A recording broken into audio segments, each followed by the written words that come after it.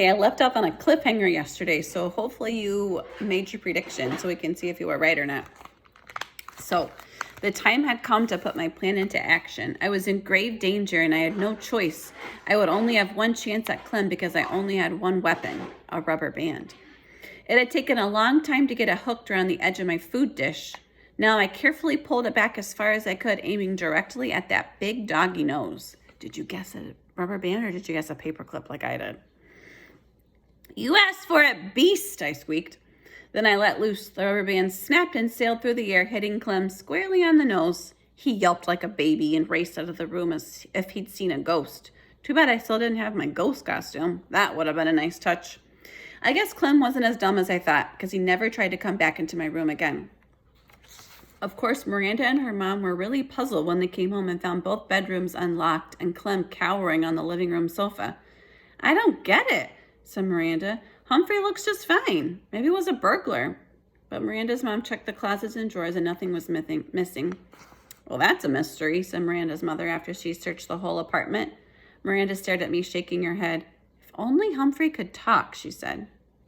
"But I can if you'd listen," I told her. "I bet you'd have a lot to tell us," Miranda continued, not understanding my squeaks. "Yes, I do," I thought. "Enough to fill a book." Tip 9. Hamsters do not enjoy contact with other animals. A cat or a dog may eat a hamster or at least do it bodily harm. The next chapter is called Garth versus AJ. "If you have dogs or cats, you have to be very careful not to let them near Humphrey," Miranda warned the rest of the class when we returned to room 26. "You can say that again," I squeaked, but she didn't. I still consider Golden Miranda to be a special friend, and I had a very clean cage to show for my weekend, as well as a new respect for rubber bands. But I also decided that even though Miranda is practically a perfect person, I was not in a hurry to stay with her again. AJ raised his hand and Mrs. Brisbane called on him. "May I have Humphrey this weekend? We don't have a cat or a dog," he bellowed. "Lower your voice, AJ. I'll let you know on Thursday. There may be other students who want Humphrey as well." At least half the kids in the room started shouting, "Me, me!" I was quite flattered, but for some reason the whole subject seemed to make Garth mad. Within minutes, he shot a rubber band at AJ. "Ouch!" AJ complained loudly, and when he told the teacher, Garth denied it. "Humphrey did it," he said. Gail giggled. Mrs. Brisbane did not. "I do not believe a hamster can shoot a rubber band," she said sternly. "A lot she knows." The next day, Garth stuck his foot out and tripped Art as he went to sharpen his pencil. "I didn't do it. He's just clumsy," Garth protested when Mrs. Brisbane angrily scolded him. And the next day, Garth pushed Gail at morning recess. He spent the afternoon inside. "Garth Tugwell, you're halfway to Principal Morales' office right now," said Mrs. Brisbane, sounding really angry. Garth just shrugged his shoulders. On Wednesday, Garth sneaked back into the room when Mrs. Brisbane went to the office during recess and headed straight for my cage. The two of us were in the room all alone. "Hello, rat. Why don't you just run away? Then nobody will take you home for the weekend," he said. He opened my cage door and he grabbed me. "You'd like some freedom, wouldn't you, rat?"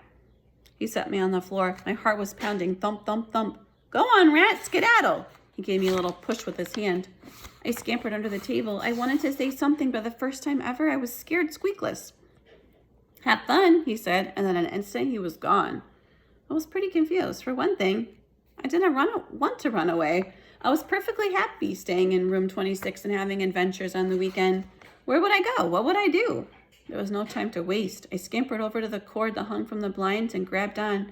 I started swinging back and forth until I reached the tabletop. Back and forth, leap. There wasn't much time to think about my queasy stomach as I raced into my cage, slamming the door shut behind me. Just then, Mrs. Brisbane returned. I darted into my sleeping house so she wouldn't see how hard I was breathing. I saw her look at the window, puzzled. She walked over and stared at the blind cord, which was still swinging. She reached out and stopped it with her hands. Then she shook her head and walked away. When recess was over and my classmates filed back into class, Garth looked at my cage, half smiling. But the smile quickly disappeared when he saw that my cage door was closed. He leaped out of his seat and looked in my cage. "Howdy," I squeaked at him. "Garth, please get back in your seat," Mrs. Brisbane said. "But Humphrey," he protested. "Well, what is it?" Mrs. Brisbane was getting irritated. "He's in his cage," she said. A few of my classmates giggled, but not Mrs. Brisbane. "In case you haven't noticed, he's always in his cage," she said. "Now get back to your seat." Garth did what she said, but for the rest of the day, I noticed him staring over at me. On Thursday, Mrs. Brisbane announced that I'd be spending the weekend at AJ's house. Yes, shouted AJ, delighted at the news.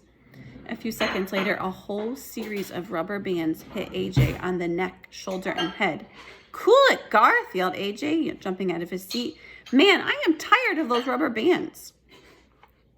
Garth acted innocent. I don't know where they came from. They could have come from anywhere. Garth did it, Heidi said. I saw him. Mrs. Brisbane didn't remind Heidi to raise her hand, but she did tell Garth to stay in during recess. Not fair, Garth muttered. When the bell rang for recess, Garth stayed in his seat. Mrs. Brisbane closed the door when all the other students had left and walked to his desk. Normally, I would have been napping at this time, but I was wide awake and wondering what this boy had to say. Garth, you've been acting strangely lately. You never got into trouble until 2 weeks ago. And now you're shooting rubber bands at people and disturbing the entire class. Can you tell me why? Garth shook his head. No. Your grades are slipping too. Has something changed in your life? Garth slowly shook his head again. How about at home? Was anything wrong? Garth didn't shake his head. He didn't move a muscle. Well, can I talk to your parents about your behavior, Garth? Garth's face got very red. No, he said. Mrs. Brisbane moved closer. Garth, can you tell me what's wrong? So we're going to stop there. I want you to see if you can think about why Garth's been so angry lately, and maybe you can make a prediction about what's going on with him. And we'll find out tomorrow when we meet up again to read. Bye.